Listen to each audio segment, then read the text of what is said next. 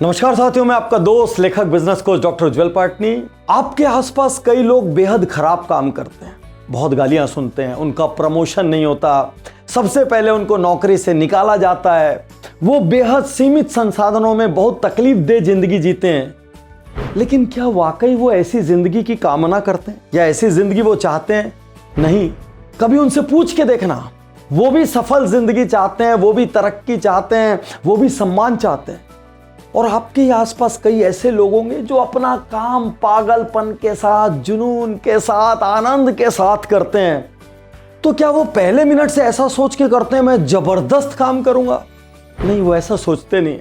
वो अपने काम के फ्लो में बहते चले जाते हैं। उनका प्लान नहीं होता जबरदस्त करने का, उनके हाथ से जबरदस्त होता चला जाता है। आज बहुत ध्यान से मेरी बात सुनना, क्योंकि इसके बाद आप अपने बच्चों को भी सही डायरेक्शन दे पाओगे, अपनी टीम को भी सही रिस्पॉन्सिबिलिटी दे पाओगे और खुद भी सही काम का चुनाव कर पाओगे। साथियों, परफॉर्मेंस के 4 जोन होते हैं और यदि आप अपनी स्ट्रेंथ के हिसाब से, अपने नेचुरल इंस्टिंक्ट के हिसाब से सही जोन में बैठे हैं, तब तो आप क्रांति करेंगे।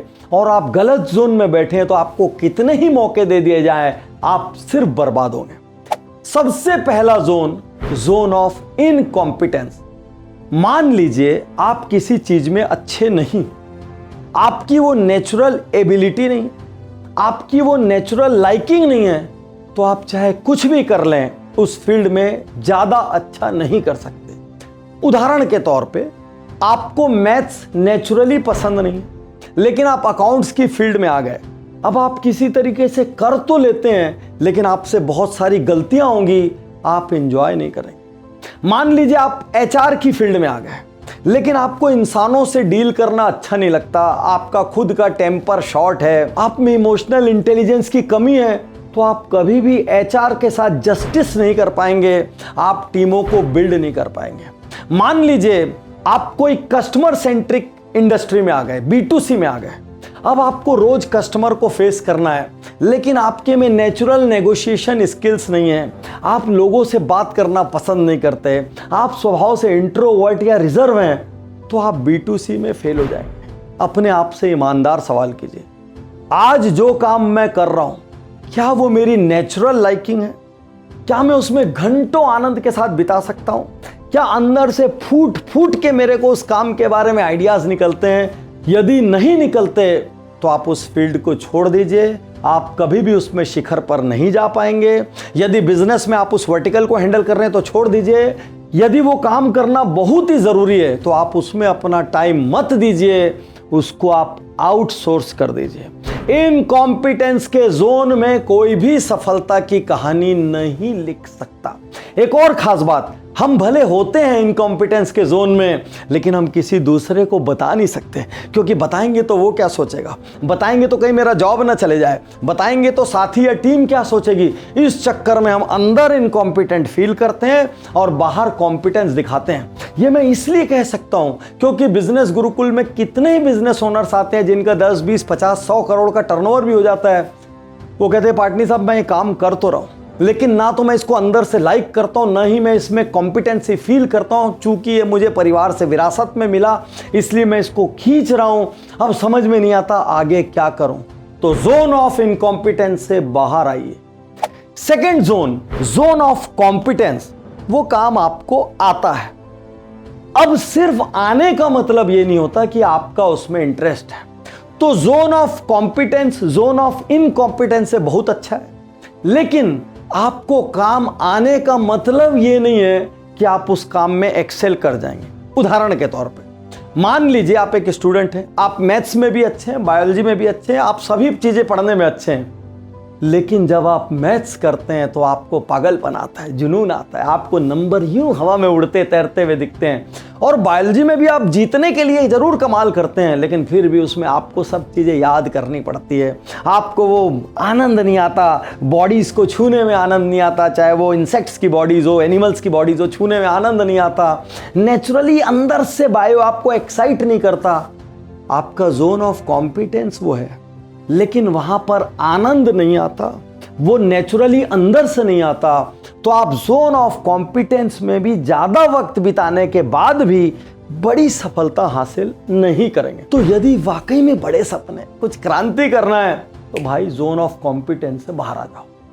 तीसरा जोन है जोन ऑफ एक्सीलेंस, जहां पर आप अपने साथ वालों को आउट परफॉर्म कर देते हैं, आप आउटशाइन कर देते हैं, आप उनकी तुलना में एक्सीलेंट हैं, आपकी कंपनी में या आपके सर्कल में उस चीज को लेके आपकी इज्जत है, आप उसमें एक्सीलेंट हैं।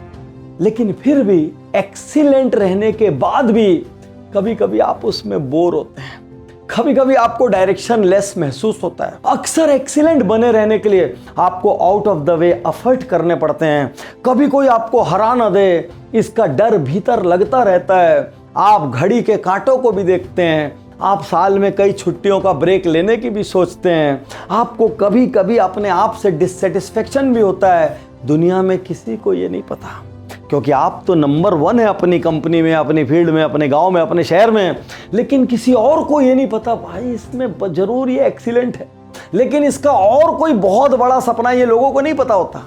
मेरे उदाहरण को लेते हैं, मैं एक डेंटल सर्जन था, मैं अपने काम में 1 नंबर था, मेरा hospital Patni super speciality hospital बहुत शानदार चलता था, मेरे अखबारों में रात दिन कॉलम और आर्टिकल आते थे, मेरे पास पेशेंट की भीड़ लगी रहती थी, मैं जोन ऑफ कॉम्पिटेंस में भी था और उसके बाद जोन ऑफ एक्सीलेंस में भी था, और मेरे पेशेंट मेरा काम बहुत पसंद करते थे। लेकिन जोन ऑफ एक्सीलेंस के बाद एक जोन और होता है, zone of genius.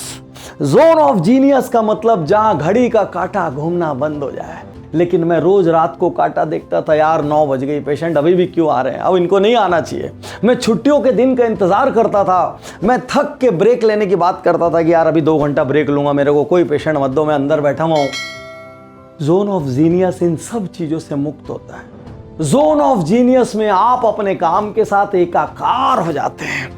You are in perpetual connection with your work, your passion, your soul. Zone of genius में शरीर थक जाता है, आंखें बुझने लगती है, तो भी मन करता है थोड़ा और काम कर लो, है काम आपके लिए पूजा हो जाता है। इसीलिए तो बीथोवन बहरे थे, सुनाई नहीं देता था, लेकिन दुनिया के सबसे बड़े संगीतकारों में वो एक बने। सुधा चंद्रन के एक्सीडेंट में पैर चले गए, लेकिन नृत्य उनकी पूजा थी, आराधना था, जीवन था, तो वो नकली पैर लगाकर नाचती रही। और ऐसे दुनिया में हजारों पॉलिटिशियंस के, नॉवेलिस्ट के एग्जाम्पल्स हैं जिनके शरीर में बहुत भारी कमियां थी, लेकिन उन्होंने अपने काम को पूजा बना लिया, संगीत बना लिया और इतिहास रच दिया।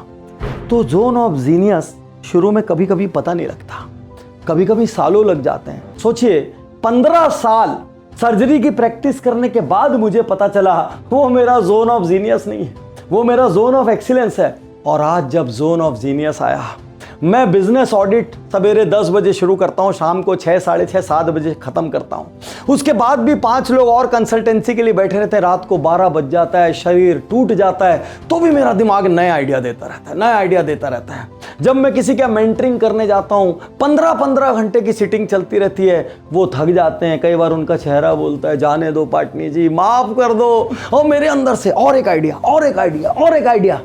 तो अब मैं थकता नहीं, अब मेरे को लगता है ये करते करते मैं दुनिया से चला भी गया तो एक महान काम कर रहा हूँ, हर दिन लोगों की जिंदगियां बदल रहा हूँ। जब कोई कहता है पाटनी जी आपके वजह से मेरे अंदर ये परिवर्तन आ गया, मेरी जिंदगी ऐसे बदल गई, मैं सफल हो गया, मेरा जोन ऑफ जीनियस एकदम खुशी से दमक उठता है, क्योंकि मुझे लगता है कि किसी ने पूजा में आके फूल चढ़ा दिए। तो आज आपसे कहना चाहता हूँ, जोन ऑफ इनकॉम्पिटेंस से बाहर आइए, zone of competence. Zone of competence में ध्यान से पूछिए अपने आप से, क्या मेरे अंदर एक्सीलेंट तक जाने की क्षमता है? नहीं है तो जोन ऑफ कॉम्पिटेंस से बाहर निकल के वो चीज चुनना होगा जहां पर आप एक्सीलेंट हो सके, या जोन ऑफ कॉम्पिटेंस से आगे बढ़कर नेक्स्ट लेवल पर जोन ऑफ एक्सीलेंस में जाना होगा। और यह ट्रूली इतिहास रचना है। एक्टिंग में अमिताभ बनना है, क्रिकेट में सचिन बनना है, शतरंज में प्रज्ञानंद बनना है। यदि ये सब बनना है तो जोन ऑफ जीनियस में प्रवेश करना पड़ेगा। और जिस दिन आप यहां आ गए, आप सारे कंपटीशन से मुक्त हो जाएंगे और जिंदगी में काम और निजी जीवन का कोई भेद ही नहीं बचेगा। थकान शब्द आपके आसपास नहीं आएगा। बड़ा सवाल आज उज्जवल पाटनी यूट्यूब चैनल के कमेंट बॉक्स में जरूर लिखिए, कौन सा ऐसा काम है जिसको करते हुए मुझे घड़ी के कांटे नहीं दिखते हैं? कौन सा ऐसा काम है जो नेचुरली मेरे अंदर से निकल के आता है, जिसके विचारों के लिए मुझे किसी पुस्तक किसी वीडियो की जरूरत नहीं पड़ती? कौन सा ऐसा काम है जो यहां से मेरे सोल से मेरी अंतरात्मा से बाहर आता है? और उस काम में जिस दिन आप जिंदगी बिताएंगे उसके बाद जिंदगी वैसी होगी जैसी आप स्वप्न में देख। शुक्रिया, धन्यवाद, थैंक यू।